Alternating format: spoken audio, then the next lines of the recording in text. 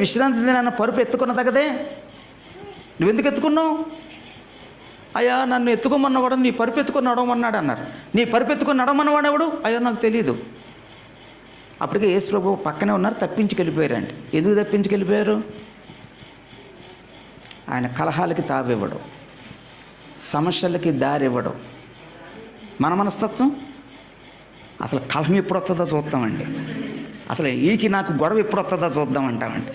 వాళ్ళు ఆ మాట అంటారు, ఆ మాటను పట్టుకుందాం, మనం దాడి చేద్దాం, ఇలా చూస్తామండి. అదండి నా మైండ్. యేసు స్వభావం అది కాదండి. ఇక్కడ నేనుంటే సమస్య పెరుగుద్ది, సమస్య పెరిగితే నేను వచ్చిన పనికి ఆటంకం కలుగుద్ది, అది చేయడం నాకు ఇష్టం లేదు అని తప్పుకొని వెళ్ళిపోతారు. అప్పుడు తర్వాత యేసు ప్రభు అన్న సంగతి తెలిసి యేసు ప్రభు దగ్గరికి వస్తే యేసు ప్రభు సమాధానం చెప్తారండి.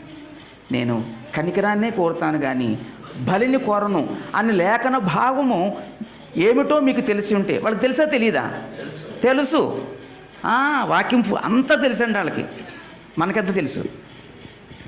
అమ్మ మనకి బైబిలు మన అతిశయం ఎలా ఉంటుందంటే నాకంతా తెలుసు అనే అతిశయం ఉంటుందండి.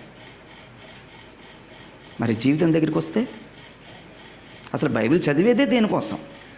బైబిల్ మన దగ్గర ఉందే దేనికోసం? మనం ధ్యానించేది దేనికోసం? ఆర్గ్యుమెంట్స్ కోసమా? డిబేట్స్ కోసమా? నీది తప్పు నాది రైట్ అని చెప్పుకోవడం కోసమా? బ్రతకడం కోసమా? అంతేనండి.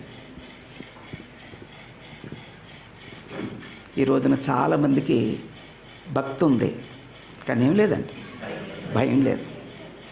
వాక్యం తెలుసు కానీ వాళ్ళకి ఏం అక్కర్లేదండి, లైఫ్ అక్కర్లేదండి. డైలీ యాక్టివిటీస్కి ప్రాధాన్యత ఇస్తున్నాం కానీ లైఫ్కి ప్రాధాన్యత ఇవ్వట్లేదు. అందుకే క్రీస్తు స్వారూప్యం సంపాదించలేదు.